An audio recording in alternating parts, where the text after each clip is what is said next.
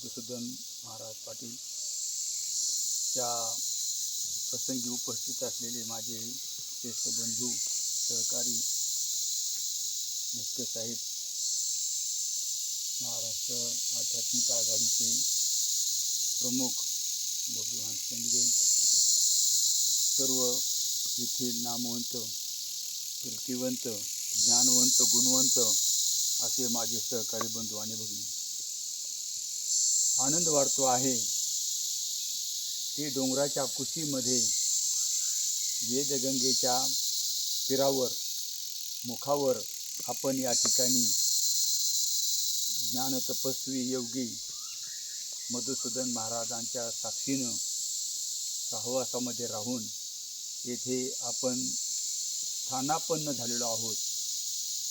खरोखर हा एक योगायोग आहे। अनेक वेळेस नागपूर कोल्हापूर जिल्ह्यामध्ये मी फिरलेलो आहे, परंतु कालपासून ज्या भूमीमध्ये मी फिरतो आहे ती भूमी माझी अज्ञात होती, माहितीच नव्हती।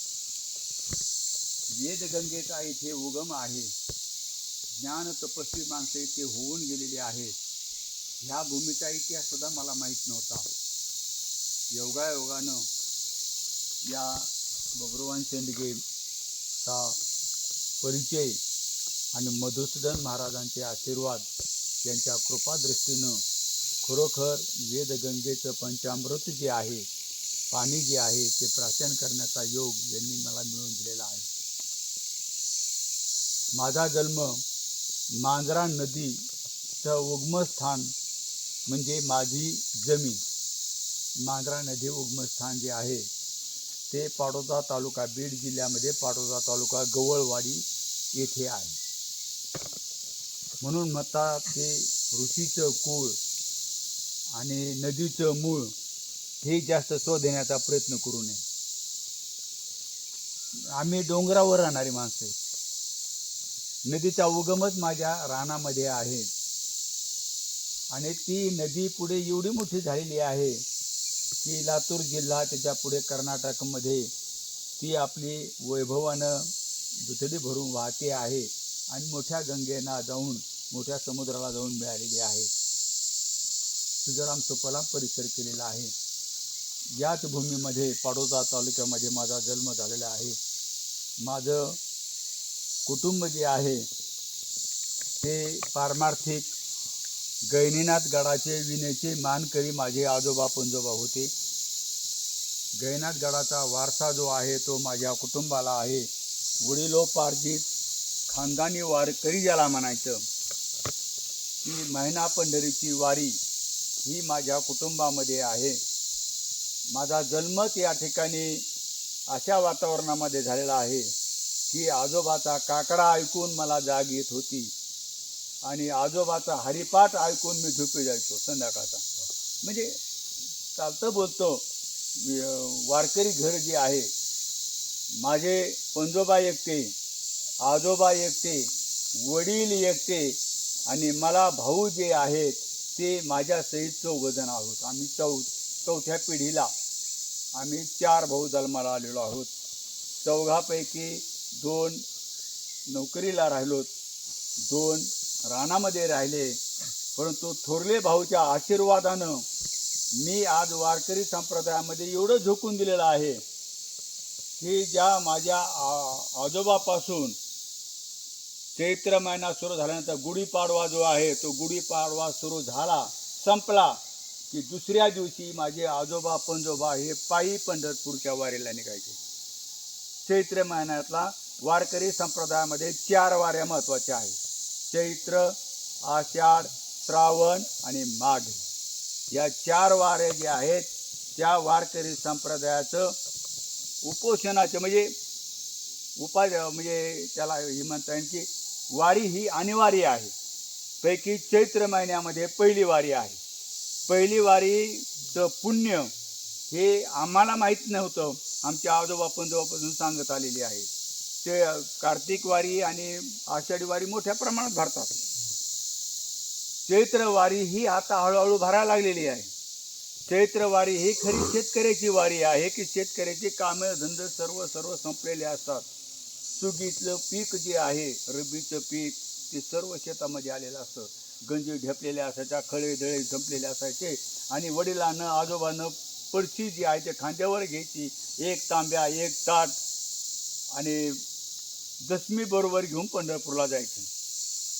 ती वारी जी आहे ती मी आज 5 वर्ष झालं आहे महाराज. माझ्या गावामधून 5 वर्ष झालेले आहे.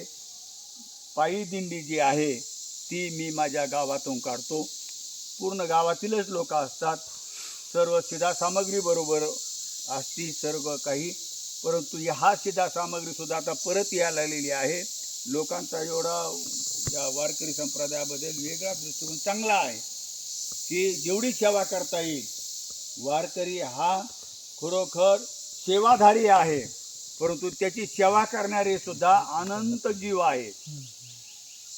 कुणी कुणालाही उपाशी मारू देत नाहीत. ही वारकऱ्याची वाट आहे. अशा या वारकरी कुटुंबामध्ये मी या ठिकाणी चालतो आहे. मी 1974 बंकट स्वामींचं सुवर्ण महोत्सवी पुण्यतिथी होती नेकनूरला. मी ड्युटीला होतो त्यावेळेस महाराजांनी सुद्धा बाबांनी रामहरी बाबांनी मला काहीतरी लिहा म्हणून सांगितलं. मी ओवीबद्ध त्या काळामध्ये बंकट स्वामीबद्दल जेवढं ऐकायला मिळालं तेवढं मी 3.5 चरणी ओवीमध्ये मी लिखाण केलेलं आहे. त्याच्यानंतर रौप्य महोत्सवी वर्ष 75 त्यांची जयंती म्हणजे पुण्यतिथी होती आणि हे जे पहिलं प्रकाशन आहे ते जगन्नाथ महाराज पवारांच्या हस्ते या ठिकाणी प्रकाशन झालं. 75व्या वर्षी बंकट स्वामीवर संकीर्तन लिहिलं. डोक महाराजांच्या हस्ते त्या पुस्तकाचं प्रकाशन झालं. तिसरं प्रकाशन जे आहे ते चाकरवाडीचे माऊली, त्या माऊलीबद्दलही 3.5 चरणीमध्ये प्रकाशन जे आहे ओवीबद्ध अशा प्रकारचं पारायणाच्या प्रती लिहिलेले आहेत. विद्यार्थी दशेपासून लेखन वाचन याची ही मला सवय होती. विद्यार्थी संसदेमध्ये माझे आदर्श वडील बंधू पुढच्या पिढीतले आहे. 2-4 वर्षाचा आमच्यामध्ये फरक आहे. त्यांचं नेतृत्व पाहून तसं आम्ही प्रवाहामध्ये उड्या मारण्याचा प्रयत्न केला. बऱ्याच वेळेस चांगले वाईट अनुभव आले, परंतु सुरक्षित मार्ग म्हणजे वारकरी संप्रदायाचा. खरोखर जगावंसं वाटतं. कसं जगायचं हे वारकरी संप्रदाय शिकवतो. आणि मधुसूदन महाराजांची पुस्तकं मी वाचलेली आहेत. हे वाचनामधून आणि संगत एकदा वारकऱ्याची लागली की ती संगत सोडावीशी वाटत नाही.